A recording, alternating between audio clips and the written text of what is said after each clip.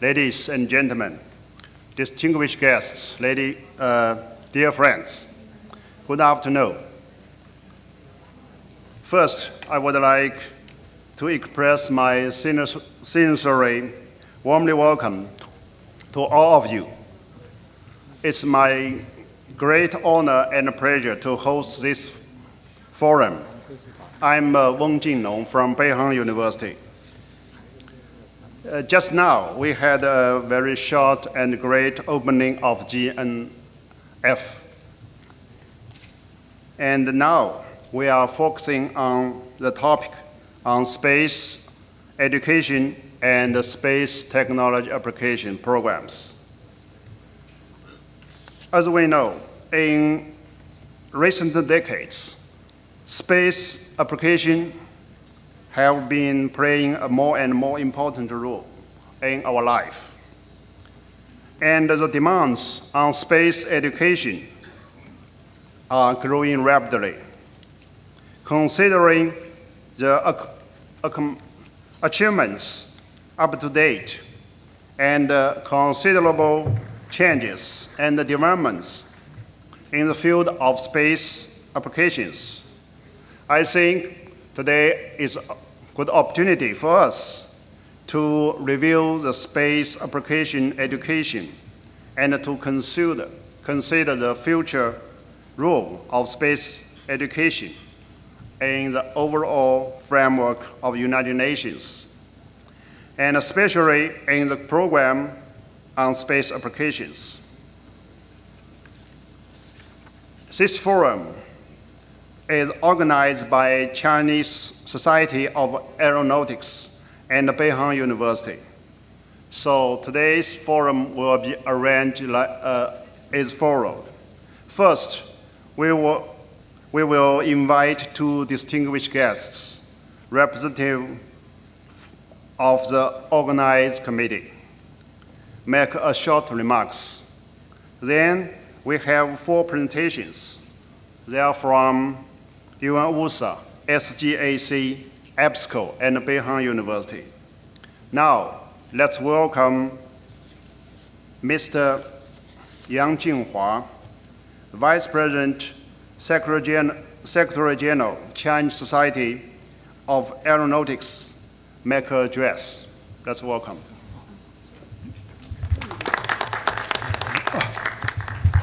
女士们、先生们，大家下午好！热烈欢迎各位到这里来参加空间教育全球网络论坛。 Ladies and gentlemen, good afternoon. We warmly welcome all of you to attend Space Education and Space Technology Education Forum. 那么我们作为主办方，也特别感谢北京航空航天大学对于本次论坛所做的辛勤的劳动和工作。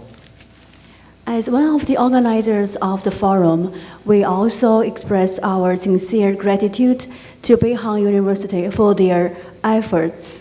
我们也希望参加今天论坛的专家代表就空间教育的有关方面的问题进行广泛深入的探讨。 We also hope that professionals and experts will have a lively discussion on the space education.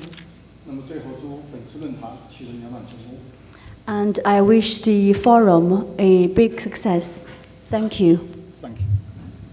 Thank you, Mr. Yang. And also I would like to thank the Chinese Society of Aeronautics for their proposal and to push to make this forum happen today.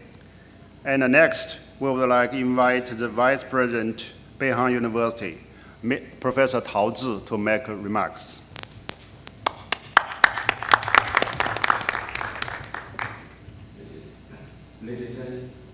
Ladies and gentlemen, good afternoon. It's my great honor here to speak on this occasion on behalf of Beihang University.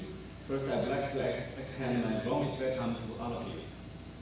Exploration in space technology application is an important task, which aims at how to make the advantages of the mysterious outer space and the universe benefit the human beings. The United Nations has strongly encouraged the efforts and collaborations in the exploration and peaceful use of the outer space for a long time. For the past decades, progress in space technology applications is tremendous and has greatly promoted the development of the economy and the society in many countries. Beihang University, as the leading research and educational institution of space science and technology in China, and an important component of Chinese space science and technology innovation system, has been involved in this wholly mission-centered foundation. Some of our professors have gained the worldwide reputation in the related area due to their outstanding contributions. In 1993, Beihang University started to enroll international postgraduates with English as teaching language, which laid a solid foundation for the international education and training. In response to the proposal for UN Space Application Program, Beihang University founded the International Space Education Center in 2004. In 2006, Master Program on Space Technology Application was initiated and followed by Doctoral Program on Space Technology Applications in 2013. Recently, Beihang University has reaffirmed its commitment to excellence in engineering, education, and research by increasing its cooperation with industry and enhancing its international cooperation more comprehensively and striving to be a world-class research university. Since 2004, Beihang University has won 2 national-level science and technology first awards, a new record among Chinese universities. Many of these achievements will without doubt help address the global challenges we face today and improve the environment we live in. Beihang University has been actively engaged in the preparation for the establishment of the new regional center for space science and technology education affiliated to the UN and made substantial contributions. Now everything is ready, and we are looking forward to the birth of the new center in this November. Together with our efforts, we believe that space education will definitely make great progress. So finally, I would like to express my gratitude to the guests for your participation. I would also like to deliver our sincere appreciations to Chinese Society of Astronautics and IAC for your hard work and kind considerations. I will give my special thanks to UNMUSA, SEAC, and EBSCO for their great support. Last but not least, my distinguished guests and dear friends, I wish all the best with your life and work. Thank you very much. And thank you, Professor Tao. And Professor Tao, also the Deputy Director, President of Beihang University. Also, he is responsible for the international cooperation and international education in Beihang University. And now, let's welcome Mr. Werner Brock, Program Office, Space Science and Technology, Office for Outer Space Affairs, United Nations. Yeah, okay, please.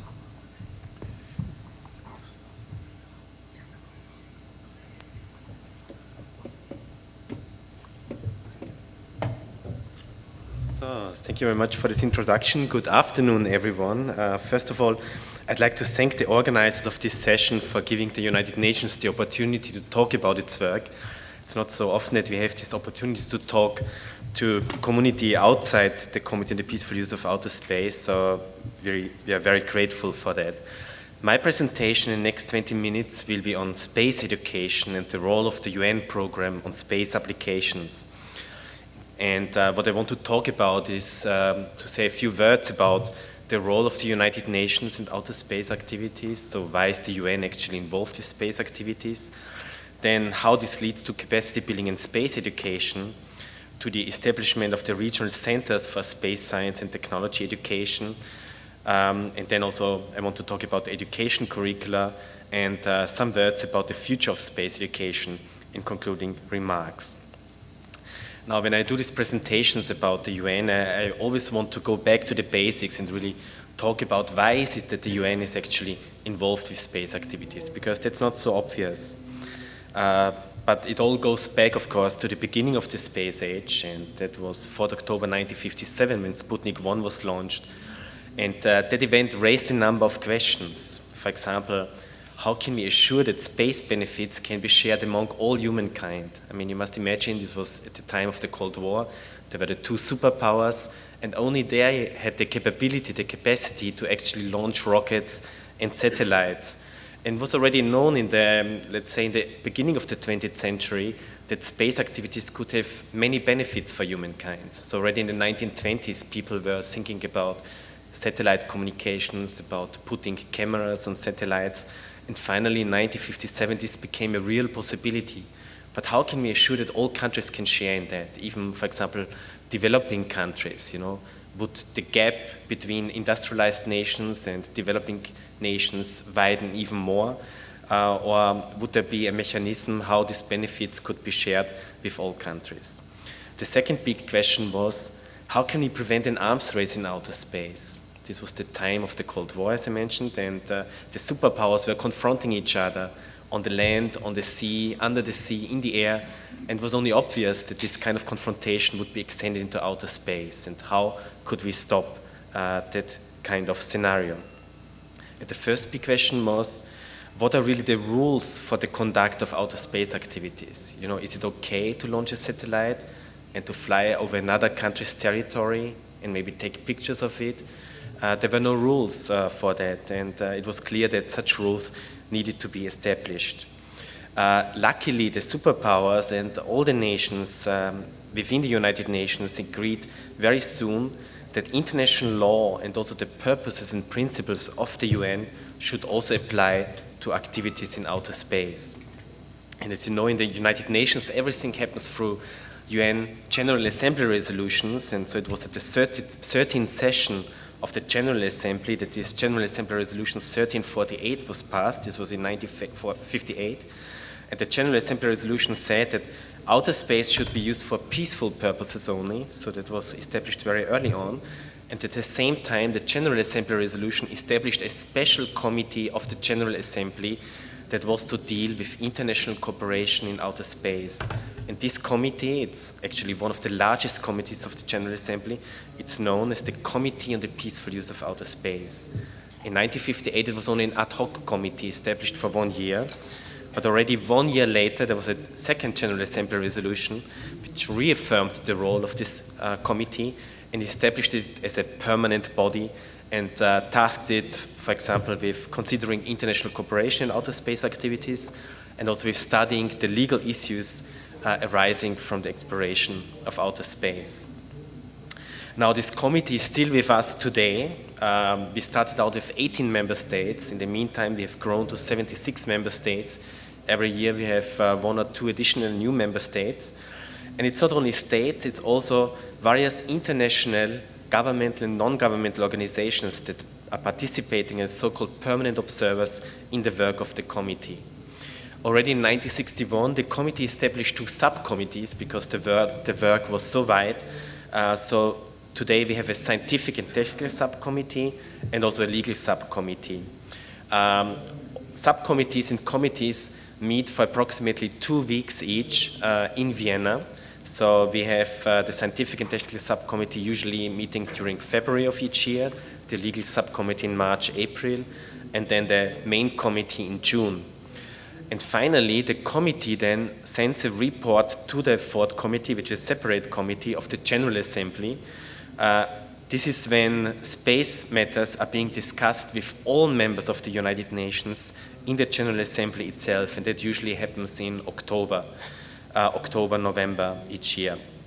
And then the General Assembly adopts an annual resolution on international cooperation, the peaceful use of outer space, and you can find these resolutions on the website of OSA, for example, or on the documents database of the United Nations, and you can see what member states of the UN decide each year with regards to space activities.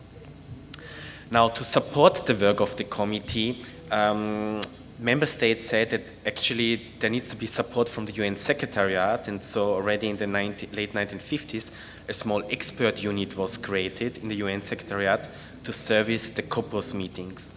And over years, this eventually transformed into what is now known to be the Office for Outer Space Affairs. So this is actually where I'm working. It was located originally in New York, but then was relocated from New York in 1993 to Vienna, where we are today. We are a rather small office, so we have about 25 staff members, plus we also have several seconded staff and interns from various countries and organizations. And since a few years, we have 2 additional offices, one office in Bonn, Germany, and another one in Beijing, China. And those 2 offices are in particular dealing with matters of using space for disaster management. That's the so-called UN SPIDER program. This is how our office looks like. It has a very simple structure. We have the office of the director, and the office is presently being led by Ms. Simonetta Di Pippo. She was formerly with the Italian Space Agency and European Space Agency. And then we have 2 sections. We have the Committee, Policy and Legal Affairs section, headed by Mr. Niklas Hedman of Sweden. And that section basically deals with the support of the Committee on the Peaceful Use of Outer Space. And there's another section, the Space Applications section. It's being led by a former JAXA astronaut, Mr. Takao Doi, and that section is also in charge for implementing the UN program on space applications. Now, just a quick overview what our office is doing. So we are also, as I mentioned, we are in charge of servicing the Committee on the Peaceful Use of Outer Space. We organize the so-called Unispace conferences every 20 years. We are also the secretariat for the UN Interagency Meeting on Outer Space Activities. So actually there are around 25 UN entities that are users of space technology and applications in their daily work. And to coordinate these activities, there's a special body, it's called UN Space, or UN Interagency Meeting on Outer Space Activities. And the Office for Outer Space Affairs is the secretariat for this body. We also manage the register for space objects. So whenever a satellite is being launched, that satellite, or we call it space object in legal terms, is to be registered with the United Nations, and that database is being coordinated by the office as well. But now, coming to the main point, what I really want to talk about, since we're dealing with education here, is the UN program on space applications. And you know, I want to get back to these 3 questions that I mentioned at the beginning. The risk of an arms race in outer space was addressed very early on in the 1960s, and you know, this work resulted in the Outer Space Treaty of 1968, and the Outer Space Treaty, for example, established that there should be no weapons of mass destruction in outer space. So basically this issue of an arms race was addressed very early on.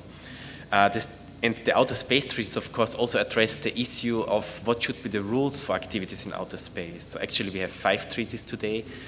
We have 5 principles, and there's all kinds of soft law that deals with rules and regulations for activities in outer space. But the first question, how can we assure that all countries can participate in space activities and can benefit from them?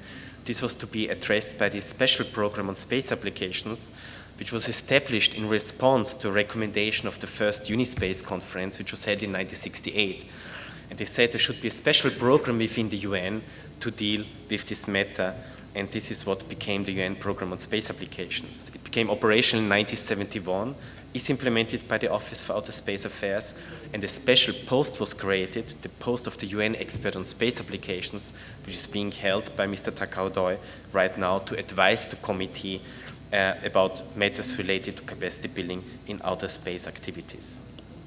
So this is the mandate of the program. In principle, we have 4 main activity items. One is to enhance and support international cooperation in space matters, of course. The second one is to contribute to capacity building. The third one is disseminate information. This was done at a time when there was no internet yet. And then the fourth is to provide technical advisory services to member states upon their request. Now, how do we implement this? The program has different components. The first component is 3 initiatives. So we have a basic space science initiative. We just had a meeting last week in Graz, Austria, to discuss about the role of space science in the United Nations. We have a basic space technology initiative that's mainly dealing with small satellites and capacity building in developing space technology. And actually we'll have a meeting this year in October in Mexico on this topic. And we have a human space technology initiative that's dealing about how to get all countries in the world involved with exploration and human spaceflight activities. We have also a number of other conferences and workshops on specific space applications, and you may have heard that we had the UN IF workshop, which is traditionally being organized just prior to the annual International Astronautical Congresses. We also have a number of fellowship programs, so people can apply to do, for example, a fellowship program in global navigation satellite systems, which is being organized in Italy. And we also have a fellowship program for small satellite development, which is conducted in cooperation with Kyushu Institute of Technology. And then finally, we have the regional centers for space science and technology education affiliated to the United Nations. Yeah, over the years, the program has had many achievements. So we have conducted several hundred workshops, more than 20,000 experts have participated in those events. So it's a very broad program. And just to give you an idea, these are the activities for 2014, and we already planning activities for 2015. So if you want to participate in one of our events, please have a look at our website, and you can apply for these activities, and we have some funding support for experts from developing countries. Now let me talk about the regional centers for space science and technology education. You know, we started out in the early 1970s, and at that time the program was focusing on satellite telecommunications, on the early Landsat activities, so remote sensing activities. And these were usually short-term courses, short-term activities, maybe 1 week or a few days. And member states soon realized that this is not sufficient. You know, it's not sufficient to send your expert for 1 week to an event and then expect that he comes back fully trained, fully prepared to pass on his knowledge. And to address this issue, actually, we organized a number of conferences between 1985 and 1989. And the conclusion of these conferences was that, in fact, there's an urgent need for a higher level of knowledge and expertise by educators as well as by research and application scientists in the developing countries, and that these capabilities could only be acquired through long-term intensive education. So basically, conclusion is 1 week courses are not sufficient. You need to train the people better so that they can go back into their countries and train their own people to build capacity in space technology and applications. And so based on this understanding, we had 2 General Assembly resolutions, one from the year 1990 that said that the United Nations should lead an international effort to establish regional centers for space science and technology education in existing national regional education institutions in the developing countries. And in 1995, there was another General Assembly resolution. It said that these centers should be established on the basis of affiliation to the United Nations. And that's the basis for the establishment of these centers. So the objectives of the centers was to offer best possible education to participants in the programs of these centers, and to develop in-depth education in what originally were 4 disciplines, in the disciplines of remote sensing and geographical information systems, satellite communications, satellite meteorology and global climate, and space and atmospheric sciences and data management. There was a lot of discussion about what kind of courses this should be. You know, should this be 1 year, 2 years, more years? And it was soon agreed that the courses at the centers should be based on 2 phases: 9-month courses based on specific education curricula that I will discuss later, and then 1-year pilot projects. The reason for choosing this approach was the following. So the idea was that actually, when you have a regional center, the countries in the regions should nominate the experts that should be trained at these centers and should be sent there. And there was an understanding that, you know, less than, let's say, 9 months is probably too short, but longer than 9 months is too long to be able to reintegrate the experts who are being trained at the centers in their own institutions. So this is why we ended up with these 9-month courses. And then there was an addition that there should be this one-year pilot projects that could be conducted in their own countries of the experts, so that finally they would be able to receive a degree from the regional centers. Yeah, the issue was then, of course, where to locate those centers. And so in the early 1990s, there were a number of evaluation missions which were undertaken in different countries. And there was also this agreement that there should be regional centers established on a regional basis. And with the UN, we have the so-called UN Economic Commissions, the UN Economic Commissions for Africa, Asia and the Pacific, Europe, Latin America and the Caribbean, and Western Asia. And there was an agreement that one center should be located in each of those regions. And actually that's what we have today. So we have 5 regional centers, as you can see on this map. And actually for the Asia-Pacific region, we have a center in India. For Africa, there was a decision to have 2 centers because, you know, in Africa we have English-speaking countries, we have French-speaking countries. So we have a center in Morocco, which is mainly for the French-speaking countries and providing training in French language. And for the English-speaking countries, we have a center in Nigeria providing education in English language.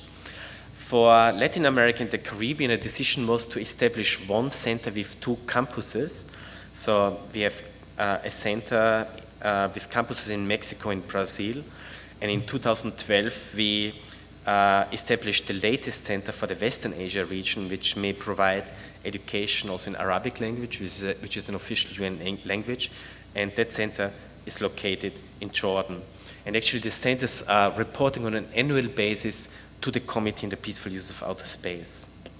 And you know, if you want to have more information on the centers, if you want to know what courses they are offering, how to apply for courses there, they also have a number of short courses, please have a look at the websites of the centers that are listed here on this slide.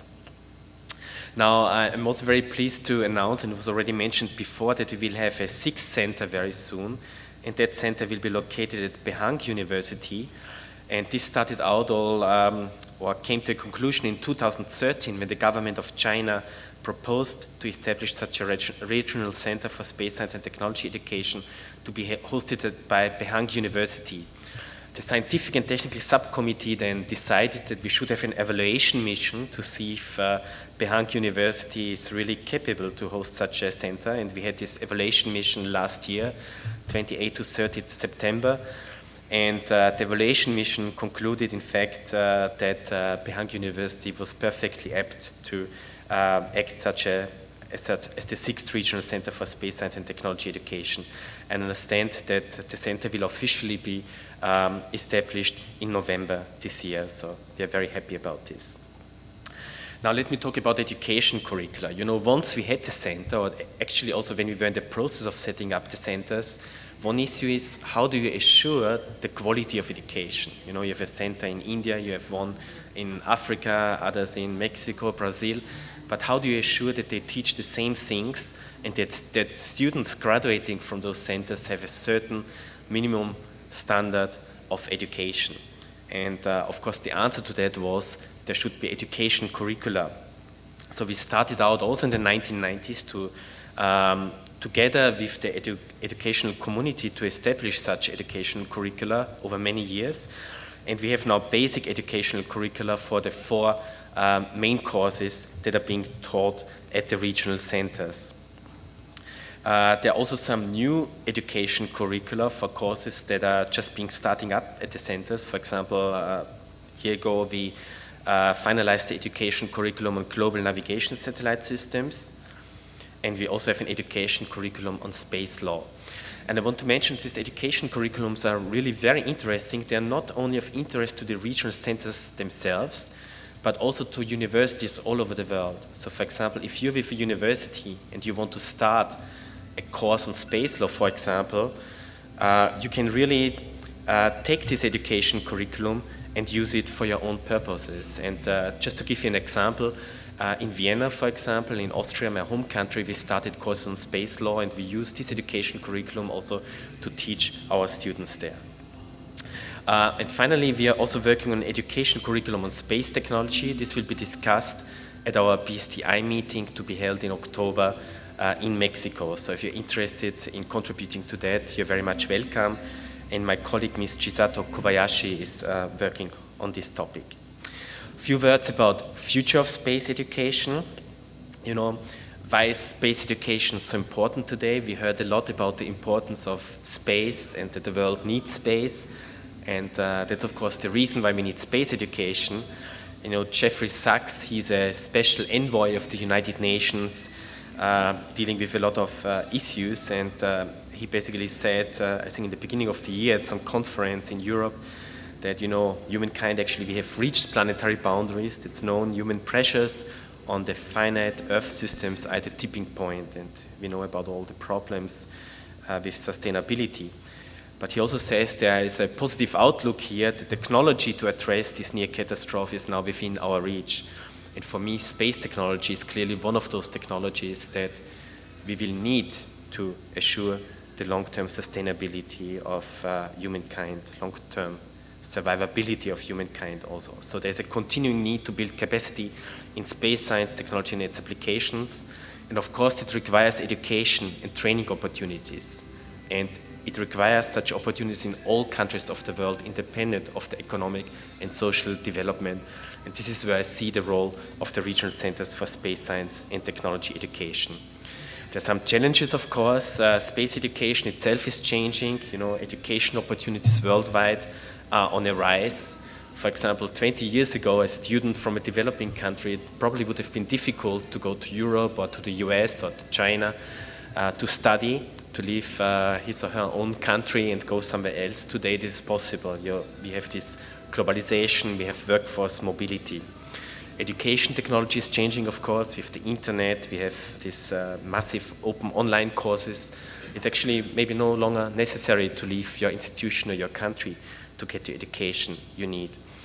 But there are also some challenges. You know, I mean, we can educate the people in the best possible way. We can create experts, the top experts, but in the end, those people will have to need adequate job opportunities back in their own countries. So it's also upon the countries who send those experts to get an education to make sure that when those experts return to the country, that they will have a good job that enables them to produce a change and to actually ensure that the people's countries, the country's people are benefiting from space technology and applications. So there's this risk of brain drain. If you do not establish such opportunities, your well-educated people will leave the country and go somewhere else. That already leads me to the conclusions. So, and the conclusion is regional centers continue to play an important role in capacity building in space science and technology education. And we will welcome all of you to contribute to the work of these regional centers. So if you're interested in working with us, please let us know. And finally, we are of course very happy to see that the 6th regional center will very soon join the existing 5 regional centers. And with that, I conclude my presentation and thank you for your attention. Thank you very much. I would like to say the presentation was very informative and impressive. It gave us the whole picture about the UN-USA and the space application programs, and also the regional centers and the education curriculum. Especially Mr. Warner also gave us his thinking and his suggestion to the future of space education. So thank you very much. And the next speaker is Miss Mino. Deputy Executive Director of Space Generation Advisory Council, SGAC.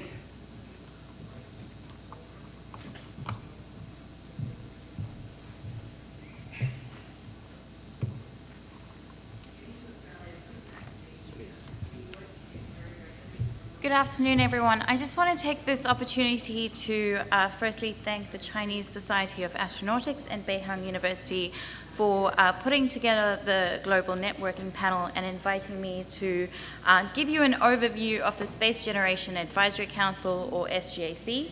My name is Minu Ratnaspapthi. I know my surname is a little bit long. There's no spelling tests afterwards, I promise that. So Beihang University and SGAC have had a partnership for quite a few years now, and we have Chinese students coming and joining us for our Space Generation Congress.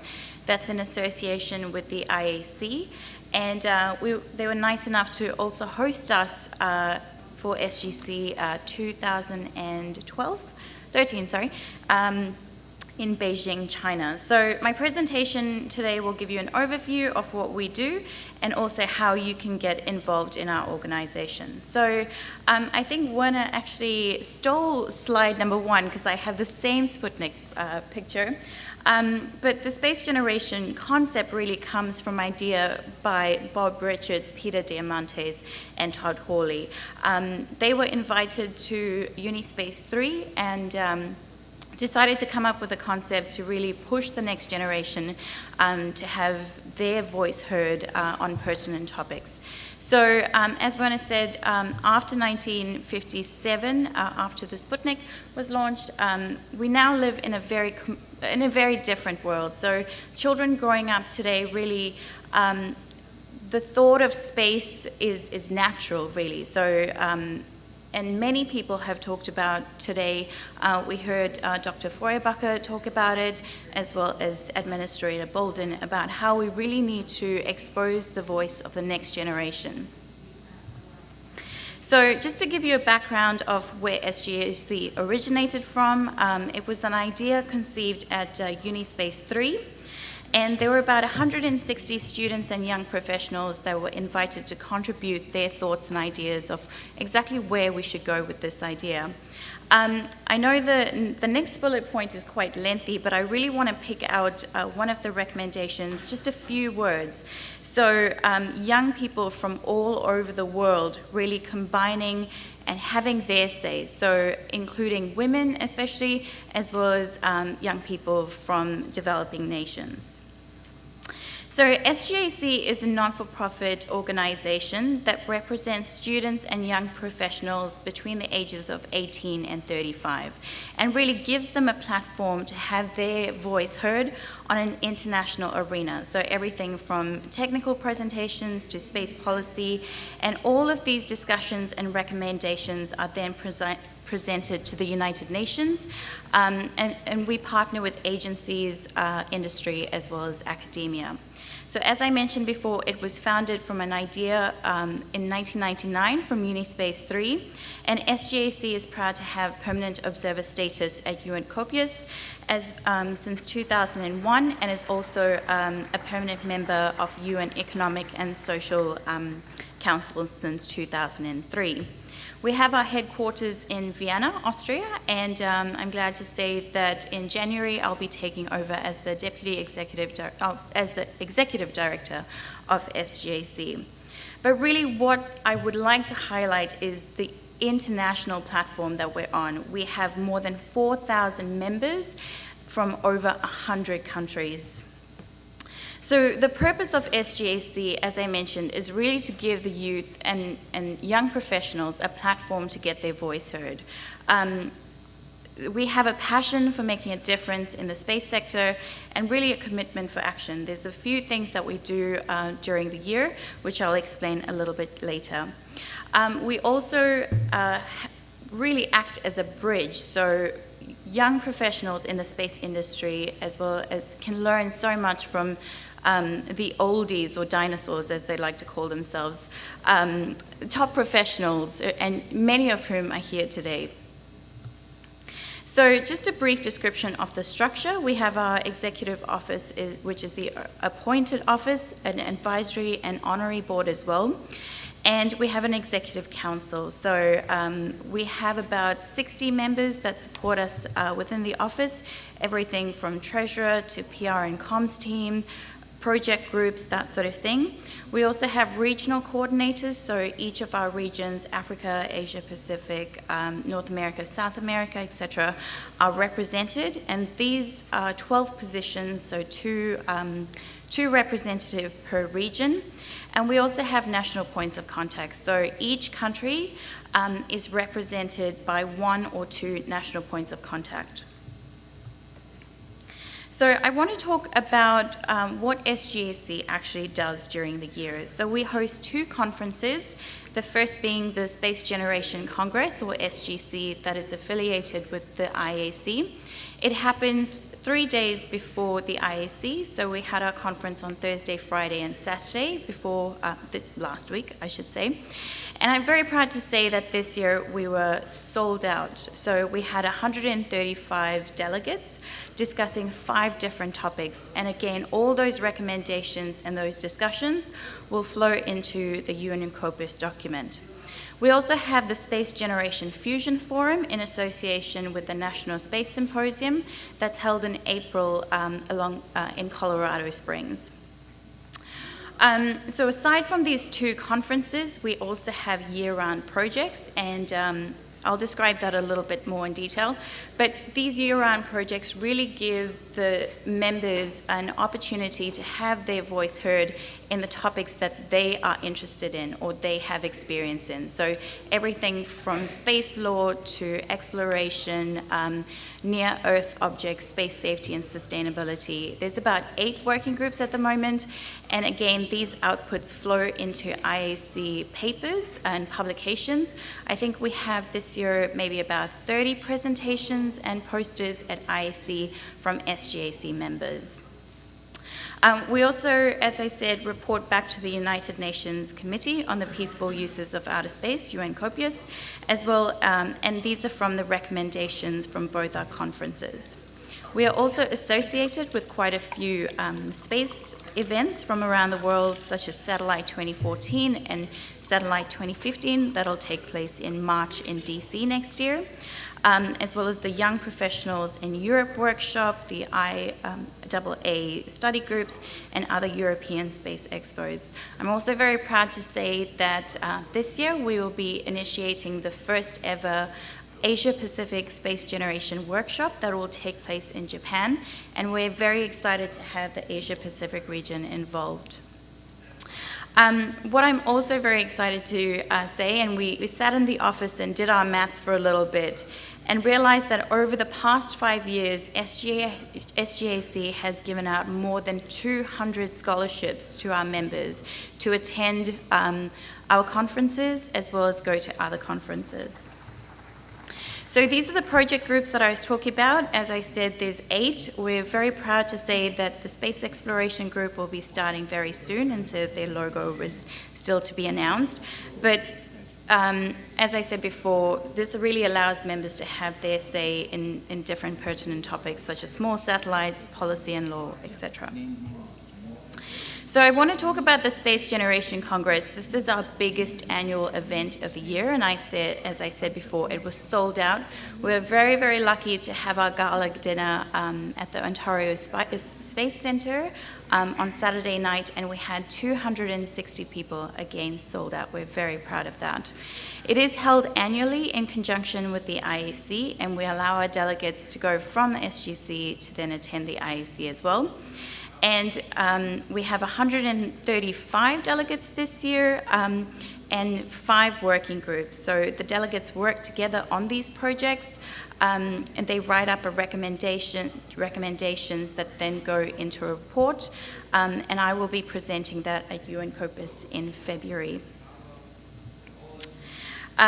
So delegates come from all over the world for the SGC, and this year's themes were agency, industry, society, exploration, and Earth observation. So really, what the topics that are being discussed at IAC are also discussed at SGC on a different platform.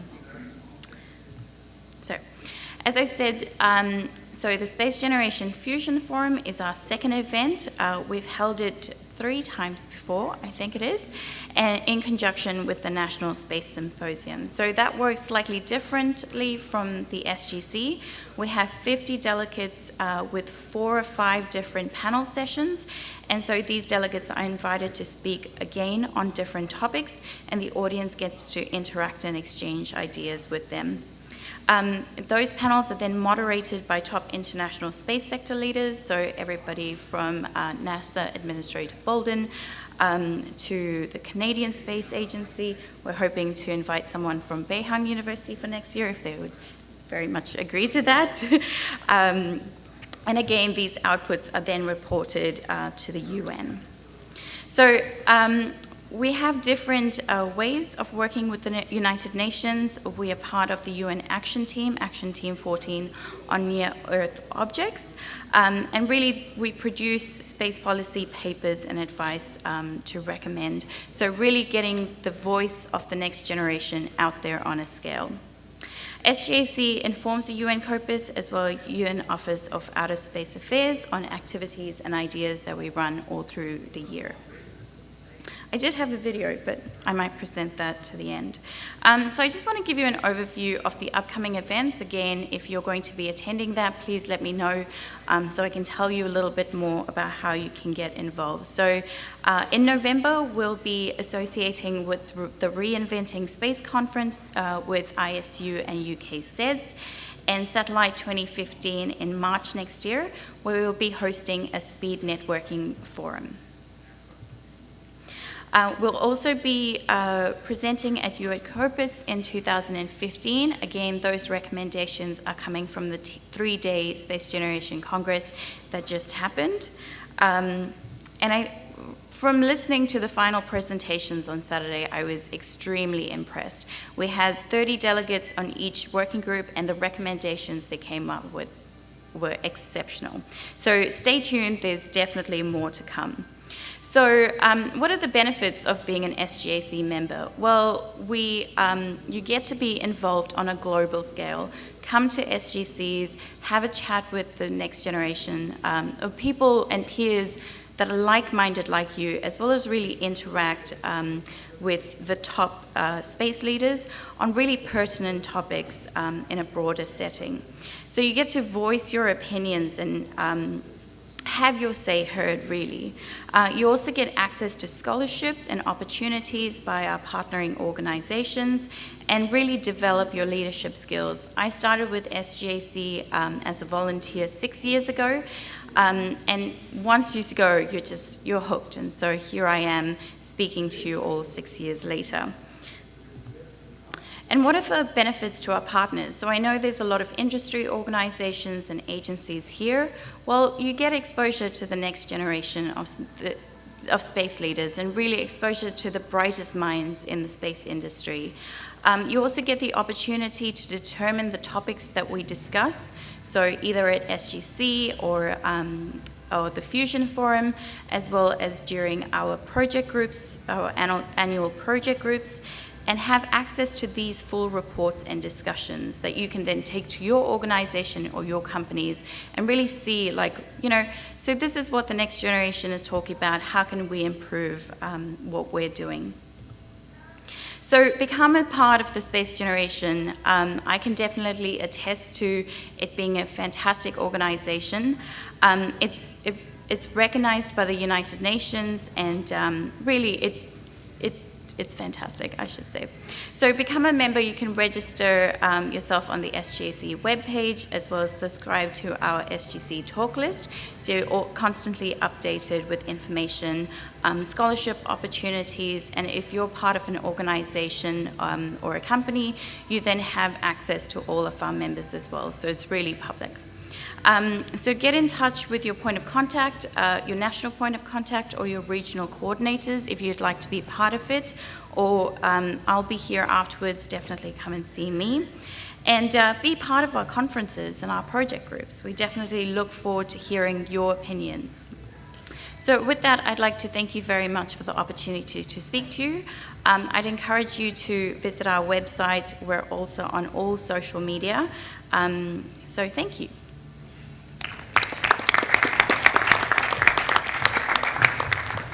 So thank you. We always say, young generation is the future of the world. So I'm thinking that young space generation will be the future of the space world. So thanks again for SGAC, and thanks Ms. Mino, right? And the next speaker is Mr. Trudeau, Director General, Department of Education, Training, and Database Management, EBSCO. Welcome.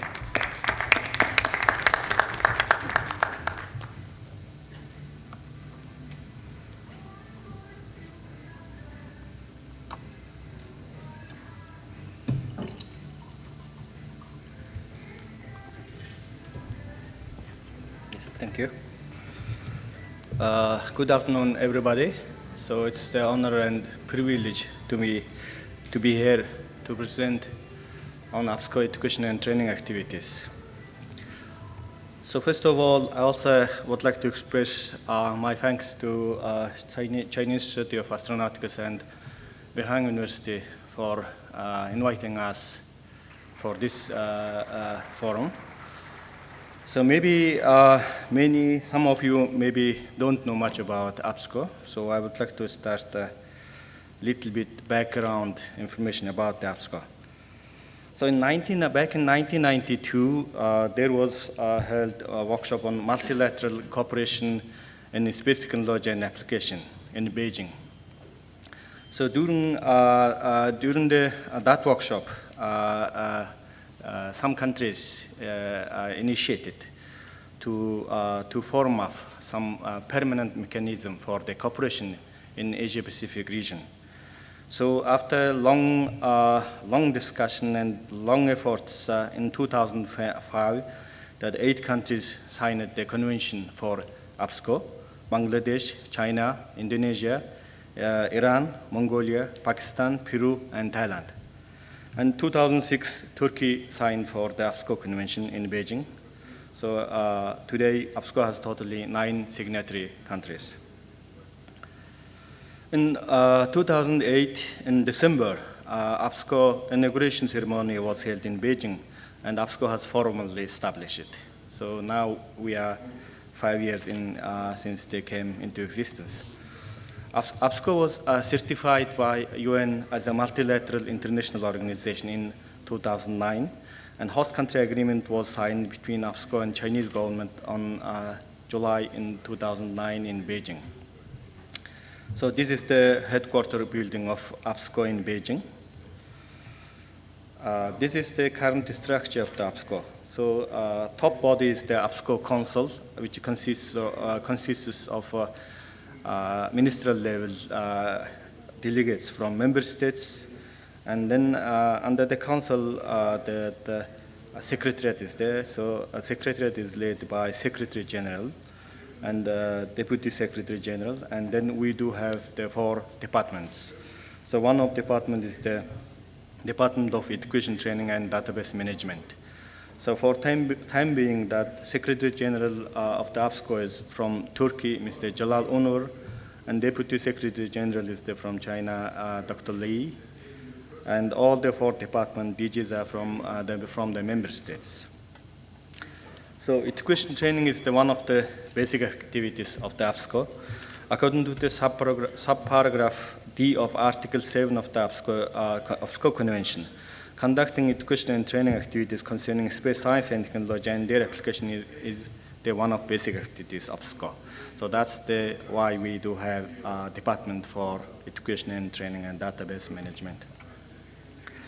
So these are our education training strategies. So for time being, we have that 6 strategic areas. So we do have 6 programs. One is the short training program, and degree education program, and distance education program, space education development program, education integrated cross-country platform development, international education cooperation development program, and plus establishment of the central data bank. Let me give you some for detail. So as you have seen from our 6 strategy, one is missing is that some space education awareness or some for the program for the future generation. So most of our program is focused for the professional development, professional level. And this December, we are planning to conduct some survey among our member states to ask our member states whether we do have that new program for that space awareness, and also for that program for the new generation. So if we could have in next year, hopefully, we can find some room to cooperate with Ms. Meena in the future. So we plan to ask that in upcoming this December. So in short training program, in the past we have already organized many short training program, and So far, more than 450 trainees already from the 32 countries in the Asia Pacific have been trained. So also we do have a degree education program in cooperation with the Beihang University. So now we do have that master and PhD program in cooperation with Beihang University. Since 2010, total more than 100 master and PhD students have been recruited in 2 programs in the master and doctor program. And also we do have cooperation with International Space University for master degree study. And for distance education program, Education Training Center and Education Training Network was established among our 8 member states. And they aimed at sharing education resources in the member states and to get benefited from each other's strength. So since all the member states are developing countries, to pool that resources and to share that resources and to get benefit from each other is one of our strategy. So this is some layout diagram of our education training network. So for time being, this is based on internet network, and then all the nodes in our member states, but Hub Center is at the APSCO headquarter building now. It's now operational. So in the Space Education Development Program, we do have some also education projects. So first project is the Student Small Satellite Project. So this is now undergoing a feasibility study stage. So hopefully, we already had meeting for describing the goal and purpose of the project. So we, through this project, we plan to have that to develop some small satellite up to flight model to make it up to the flight model, and along with the associated trainings. So for this project, we plan to have second meeting this December in Turkey. So through that, we hopefully can finalize feasibility study. If we could have finalized that next year, we are expecting to submit for the approval by the APSCO Council. So I've seen, I learned many same efforts in other many international organizations, including UN also. So we think that we can have some cooperation in the future for this project. For International Education Cooperation Development Program, we have exchange of scientists and technologists, and under this item, we organize APSCO Annual International Symposium. So in the past, total 5 annual symposiums we organized in the member states, and sixth one is coming in this November in Dhaka, Bangladesh. So establishment of the central data bank, APSCO already established APSCO data sharing service platform for remote sensing data. So this system is now operational. So this is some highlights for our international symposium. The first symposium was on space cooperation for Asia Pacific region, and that was in Thailand in 2009. And second was in food security and monitoring of agriculture through satellite technology, which was held in September in Pakistan 2010. And then third was earthquake monitoring and early warning by using space technology. And its application was held in Beijing in 2011. And fourth one was the communication satellite technology and applications.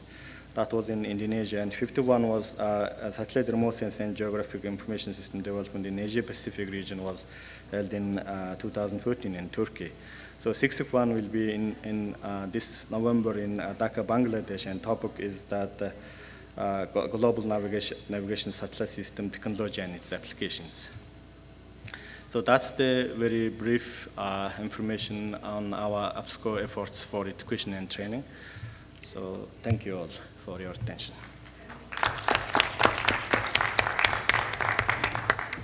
Thank you, Mr. Chodo. And you know, the headquarters of APSCO located in Beijing. So we have a lot of relationships and cooperation in the past 5 years. So also I would like to take this opportunity to thank the support from APSCO. And next, it's my pleasure for me to make the last presentation.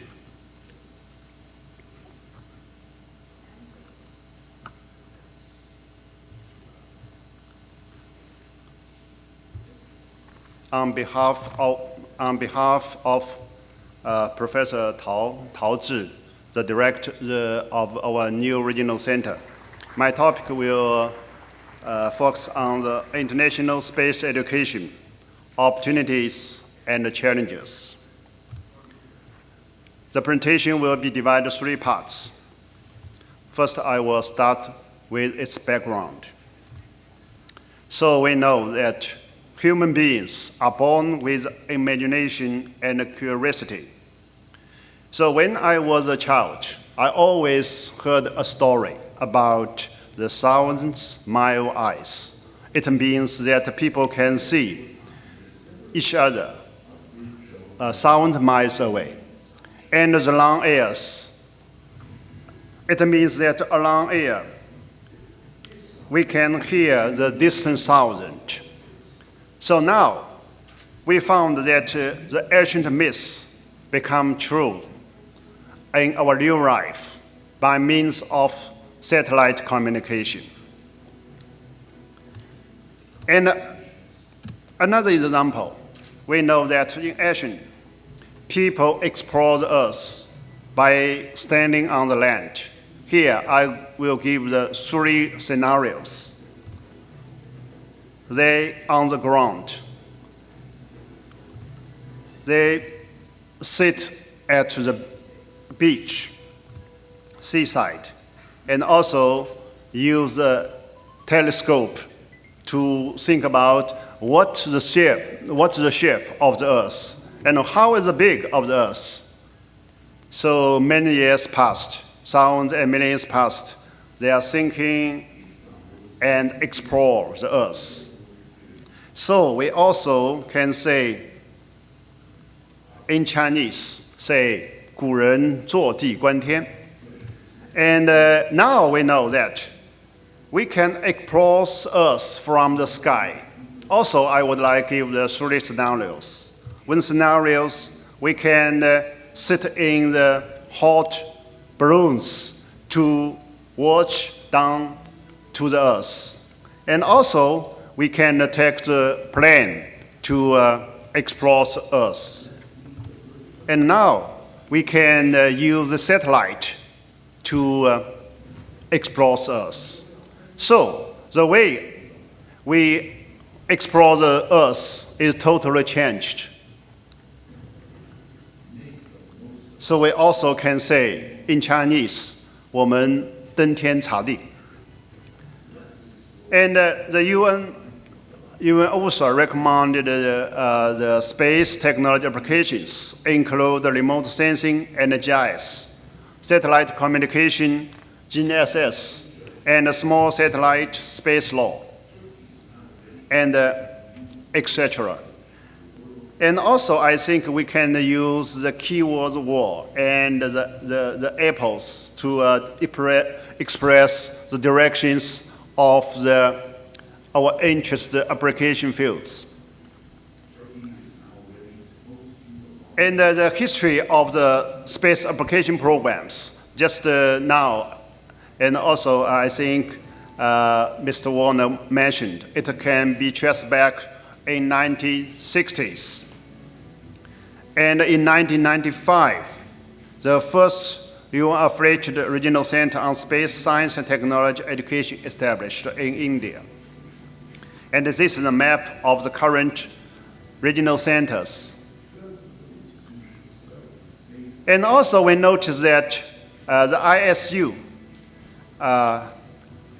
the Pioneer Project, space study programs. And also, I would like to mention that International Space Education Institute, the Foundation for International Space Education Programs. Also, they do a lot on space education.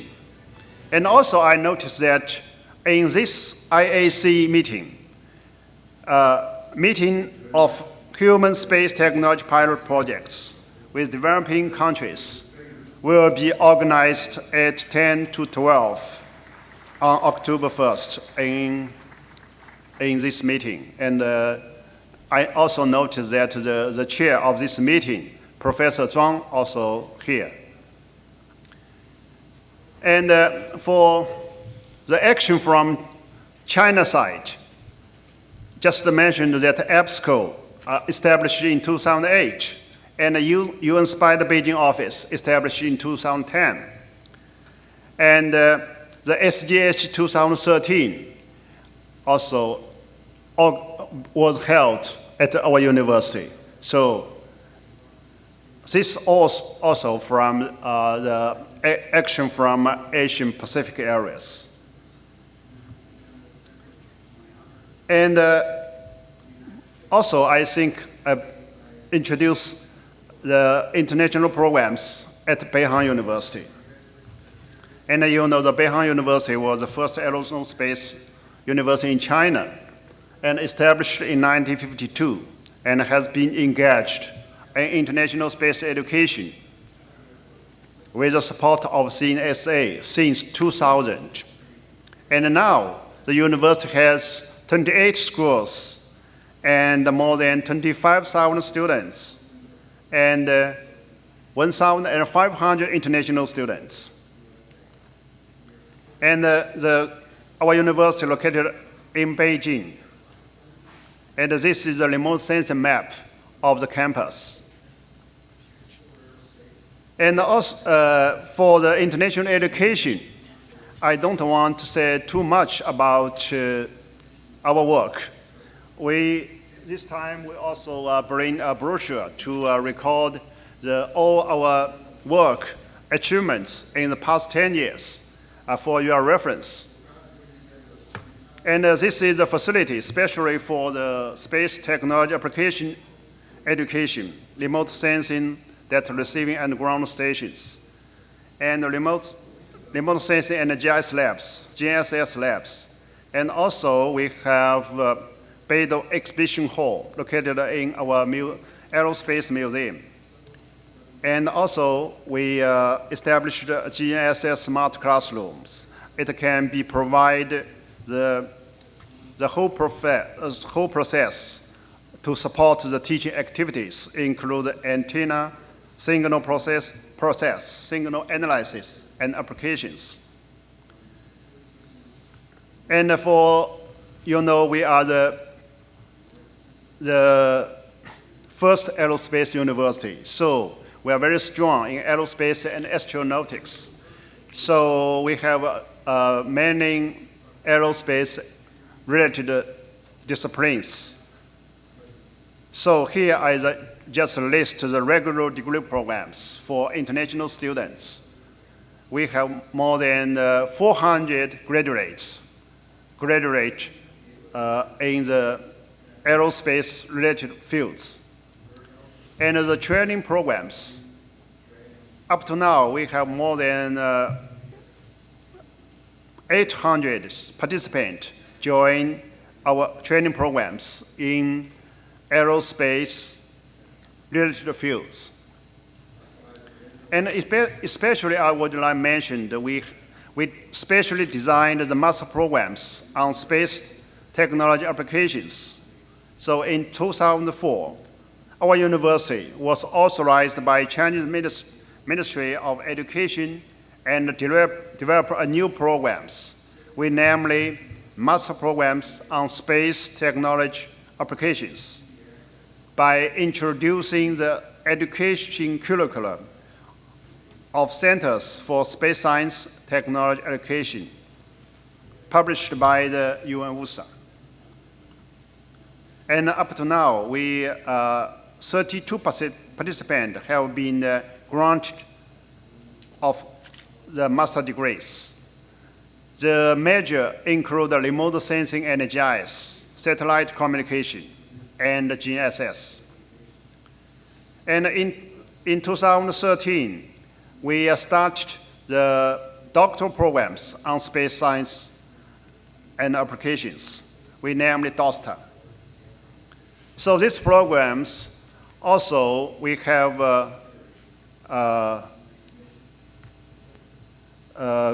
good relationships with the industry. So the participating scholars, we do a global selection and recruitment. So the professors in these programs come from Peking University and also come from Canada, from US, from CAST, and from IST.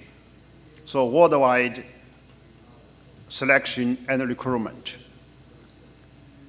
And also, we have a practical base supported by the China CASC and the China Academy, and also China Earthquake Administration, and etc. And also, we have international cooperation and change include ICG, EBSCO, and other communicate with other regional centers. And we have a series brochures to describe our programs. And also we have website isacbua.edu.cn. So if you have interest, you can visit our website. And for international students in our campus, now over 90 countries. And also I'd like to say our university now is a global campus. So each year we have a traditional activity, International Culture Festival. Here I just show you some picture about these activities. And also we, based on our achievements in this area, so Beidou office supported to establish the Beidou International Exchange and Training Center in 2012 in Beihang University. And just Mr. Trudeau said, we are also the node of EBSCO Education and Training Network. So we are the Education and Training Center in China. So I think great achievements have been obtained in international space education due to the initiative and the promotion of the UN space application programs and ISU space study programs and other education activities conducted by relevant university and institutes. So second, I would like talking about the opportunity. I think the increasing demands, rapid development of space technology, and the benefits from IT, especially the MOOCs, is our opportunity. And also, the new UN Regional Center will be established at Beihang University. So I think this is a great opportunity for us to promote the international space education. For increased demands, you know, the great development and the wider use of space technology. For example, the weather forecast, disaster management, and satellite navigation. And for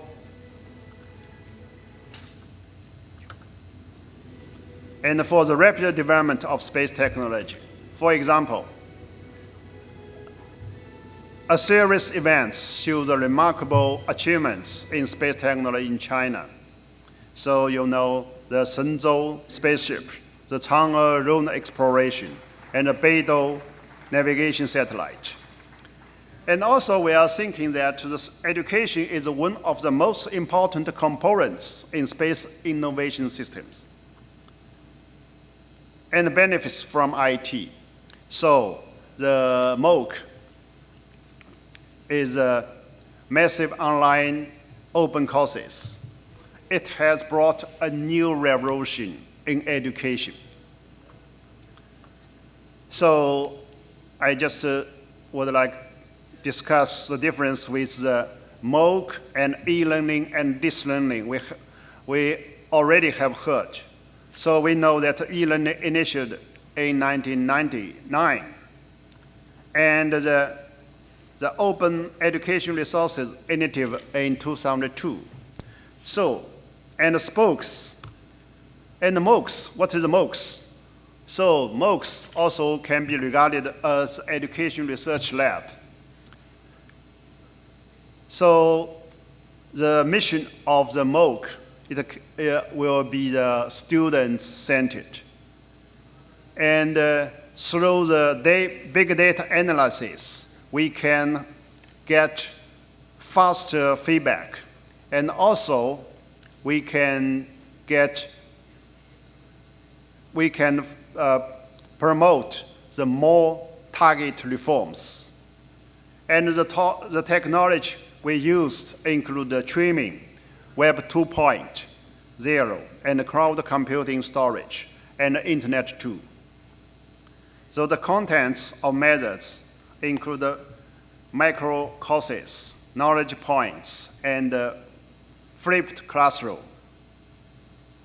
And the last, the great opportunity for us, the new regional center will be established at the Beihang University in this November.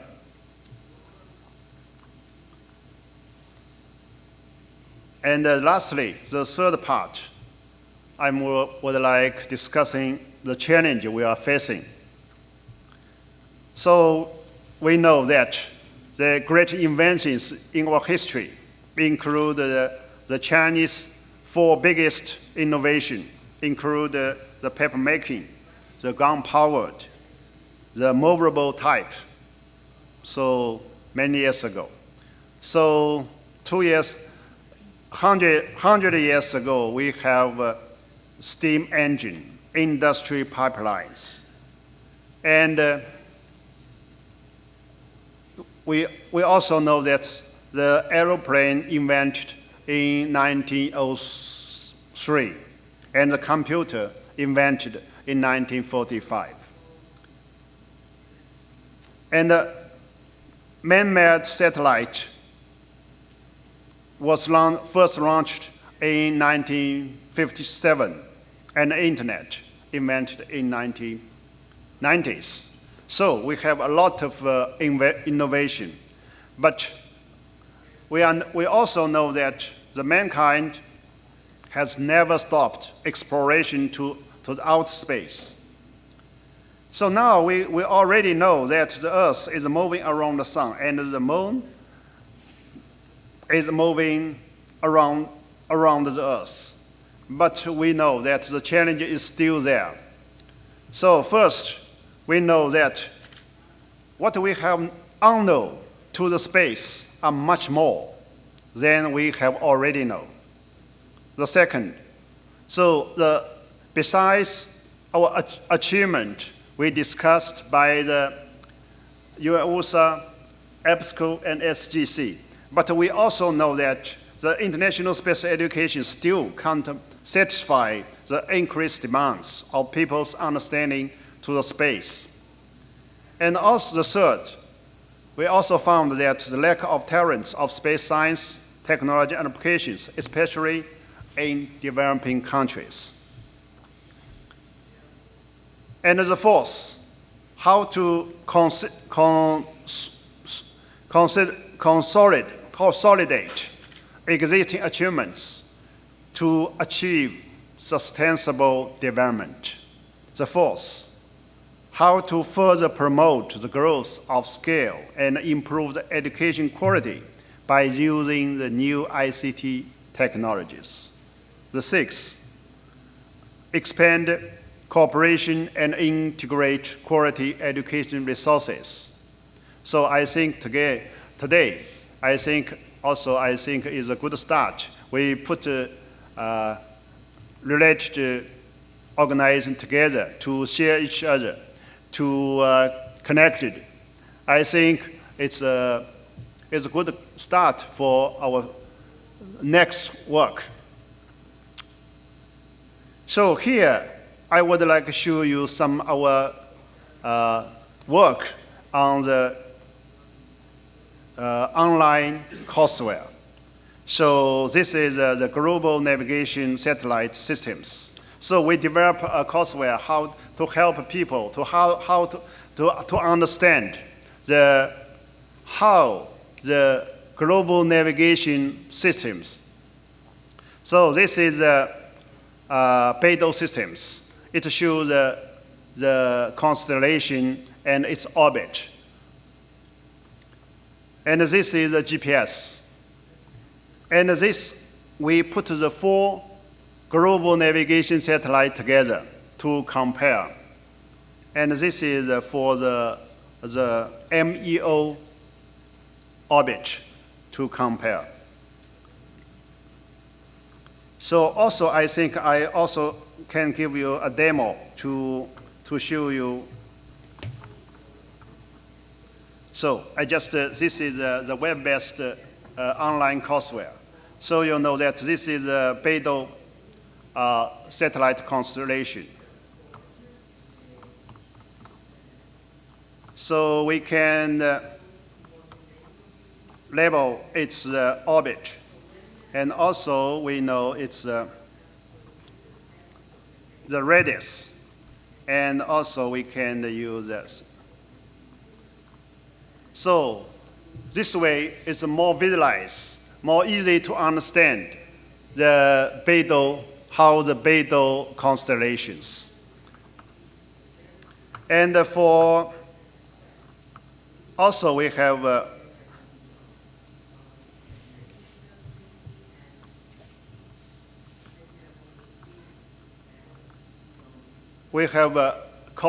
courseware to show how to the GPS, GLONASS, and Galileo.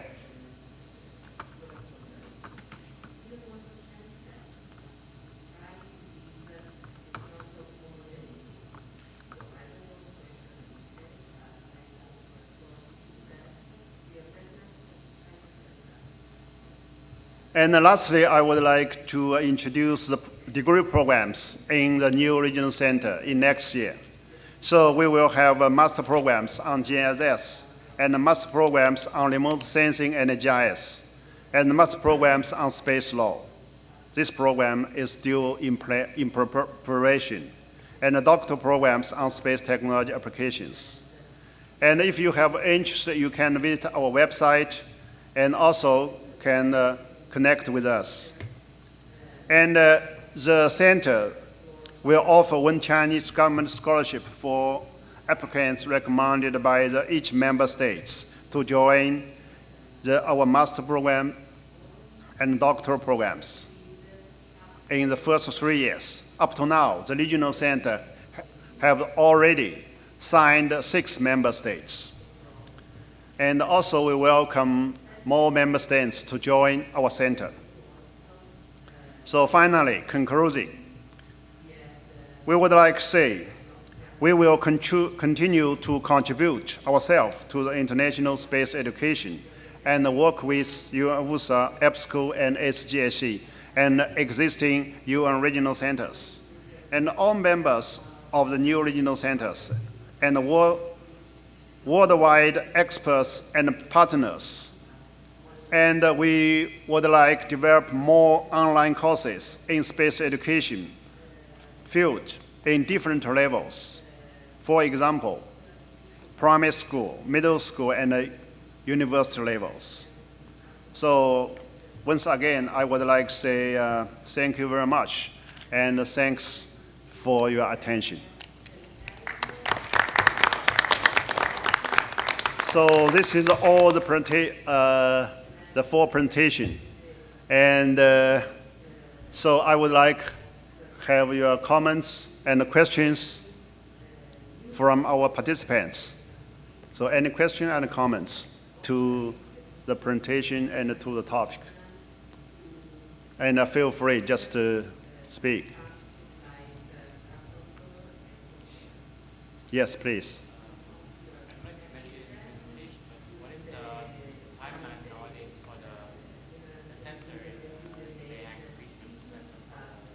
The timeline.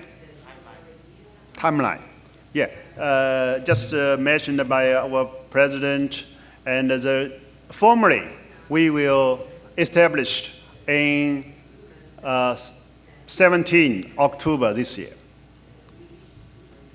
Yeah.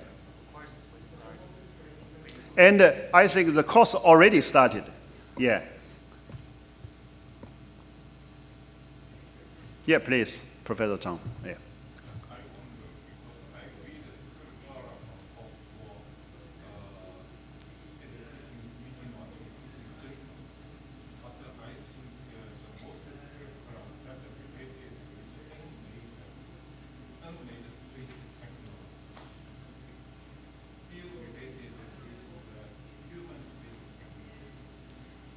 I think we haven't the human space. Yeah, please, Warner. So the question was about, why the education curricula that we have right now, they are not dealing with human space technology. I mean, of course, when we started out, we looked at where was the greatest need, and also where could you introduce most changes by educating experts in which fields should that be. And it was established that the fields were the original four fields. This was the remote sensing, the space science, the space meteorology, and the satellite communications. But what we see is that countries are becoming more and more skilled in using space technology and applications. There's basically no country in the world today that is not using space technology and applications. And we see, for example, in the field of small satellites, technology development is becoming accessible to many countries for which that would have been out of reach before. Building a satellite was extremely expensive. Now a CubeSat can be developed for a very modest budget. So what we do is we try to catch up and we develop new curricula. So you've seen we have a curriculum now for global navigation satellite systems. We have a curriculum for space law because that becomes very important as more and more countries are launching space objects. And we are right now developing a curriculum for space technology development, mainly space engineering, small satellites.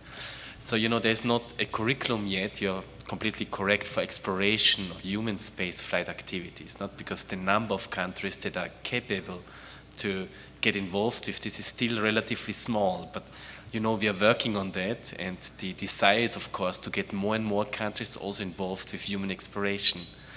Now, at some stage, maybe there will be a requirement for a special curriculum or course that deals with human space technology. We are probably not there yet.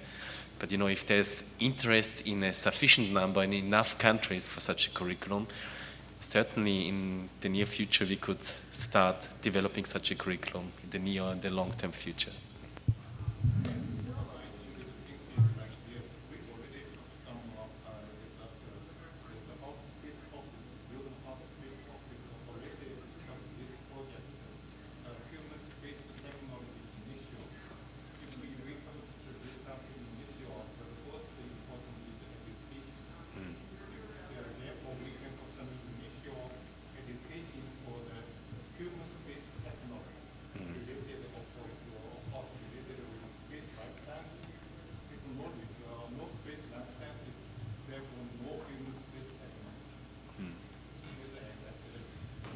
That's a very good point. I mean, we have several initiatives under the Human Space Technology Initiative to provide education, starting from, let's say, high school level. So we have the Clinostat experiment program, where we donate Clinostats to schools in developing countries. We also have a Drop Tower experiment fellowship program right now, so it's more already for researchers, and that there will be more activities in the future. So we're just starting in those fields, and I understand that you're also leading a study group that's exactly going to deal with those issues. And maybe one recommendation or one issue that could be discussed is the need for such future curricula in this field.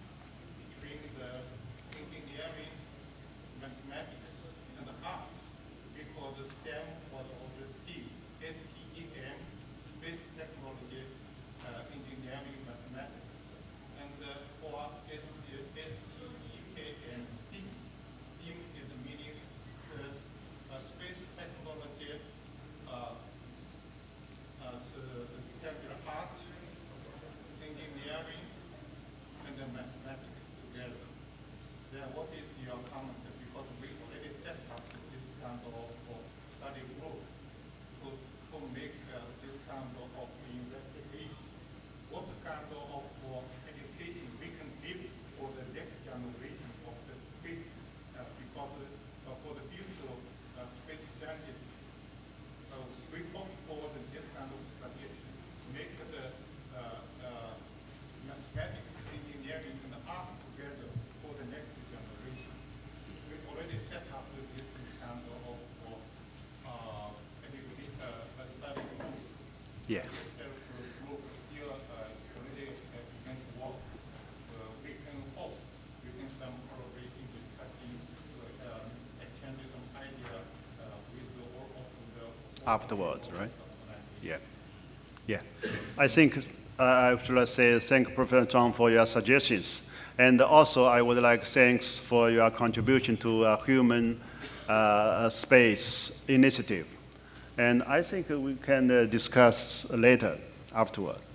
And if I can just add something to that, I think that's a fantastic idea, and STEAM is something that we at Space Generation Advisory Council have been thinking at looking at. So definitely if you and I can sit down after that and we can then propose that as a topic of a working group to see how this generation can then incorporate the arts for the next generation and future generations.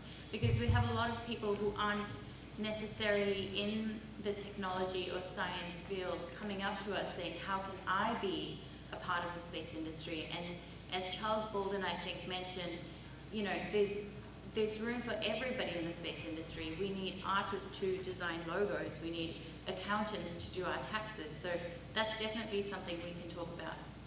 Okay.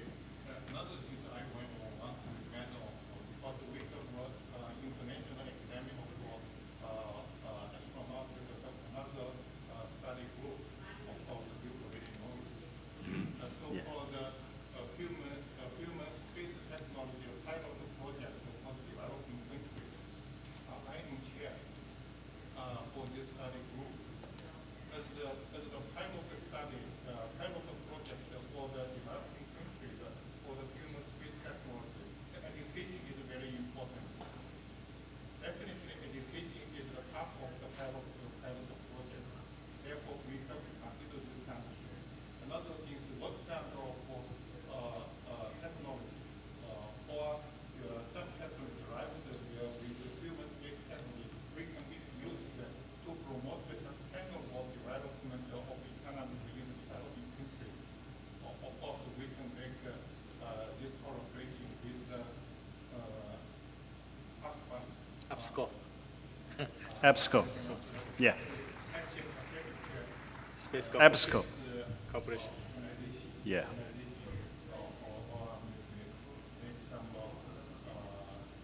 Corporate. Changes, we can make some collaboration about this kind of project. If now this study group is being work, but I think that I want to build this kind of study group. We can really we can put some pilot projects that can be realized in the near future. Thank you for your comment. Okay, thank you. So yeah, any question? Yeah, please. Yeah, Yishan Chen from Stony Brook, New York. I would like to congratulate for UN and then Beihang to put this comprehensive program together and also get to this far.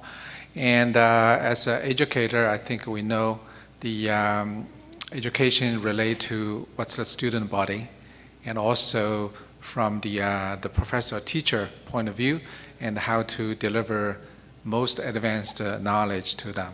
So I would like to know, now it looks like the involved country maybe only less than 10 country, or most in development country. And for those country, maybe even some region, they don't even have a cell phone. They don't have a Wi-Fi.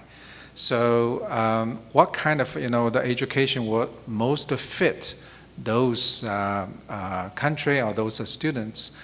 And that's one of the challenge.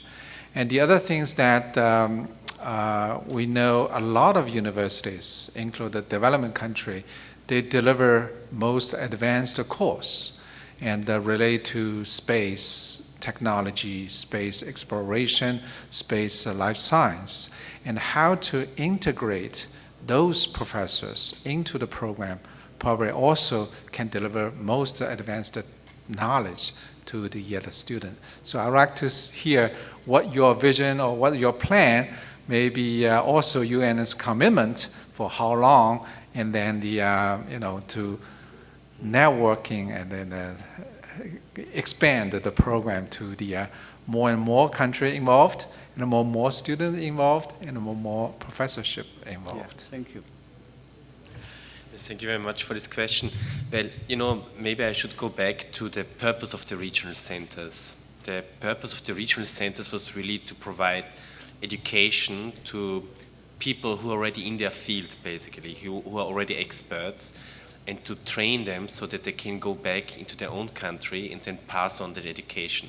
So we are talking really about education at the university level, So the regional centers, at least in the original idea, they do not address basically education at the primary school, secondary school, middle school, high school level. It's really university level, postgraduate degree level actually. So this is what the focus is. There are of course many other outreach and education activities that are for younger students. This is something that non-governmental organizations, non-governmental entities are doing. You have heard about World Space Week, for example.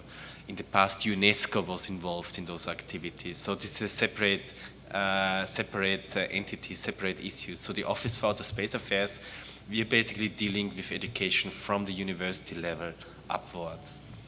So, about these other aspects, I think it's a very good question how that could be integrated, and that's certainly something worth considering. Great. So you have a track record for those people go back to the country. They still stay in space education and space technology? Yeah, some of the centers, I understand, they actually have, for example, alumni association, and they track what the students are doing to measure that. But clearly, I've mentioned it in my presentation, in some countries that may be an issue, this brain drain. No? Because the point I wanted to make is you can provide the best possible education. If those people don't find adequate jobs or adequate jobs within their country, their country will not benefit from that education. That's right. Yeah. And we see this in many countries, unfortunately, that many countries, for example, in Africa, they would have very well-trained space experts, but those space experts, they go to Europe, they go to the US, and that skill is being lost for those countries. So also the countries who send those experts, they have to think about that, how to reintegrate the people. They have to build the infrastructures, they have to build a space agency, an entity, a remote sensing center, to accept those people back and then to actually do things that benefit the people in the country. And I think that's the biggest challenge, and that's I think where APSCO and United Nations and so involved to help those countries with building up such structures. That's what we call capacity building. Perhaps UN should fund more for the continuous support those people when they come back to the country, right? Thank you. Yeah, please.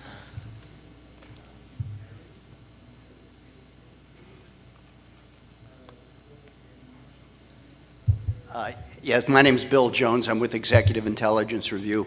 I'd just like to say that the most important event over the last couple of years in terms of space education was that little lecture that Lu Yang, when she was on the Yu Hong Yuan, who gave her little physics lecture from the Shenzhou to millions of Chinese young people watching around there, was the most important event in space education, I think, in the last decades.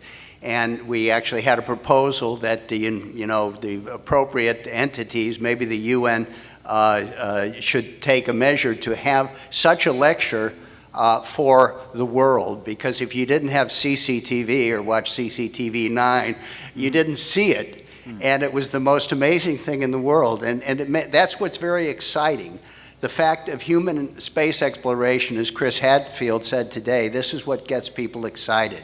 It's not the satellites, it's not the cell phones, those are all very nice and such, but the fact of man proceeding into areas where he's not been before. And that's going to continue to happen. And I think that's the thing that's going to be most exciting, which will encourage people to study mathematics and equations and all these other things that are not interesting in themselves, but are interesting because of the goal that they can come to. And I think that's the way it has to be thought of. I mean, what happened on CCTV 9, I think, was very important. Should be taken as an example of what we can do to reach out to the whole generation, to encourage them and to inspire them in that way. And I agree with the professor that the human space exploration has to be really kind of at the center of it in terms of the pedagogy, because that's the most exciting part of it. Thank you. Thank you. Yeah. So any comments from our participants?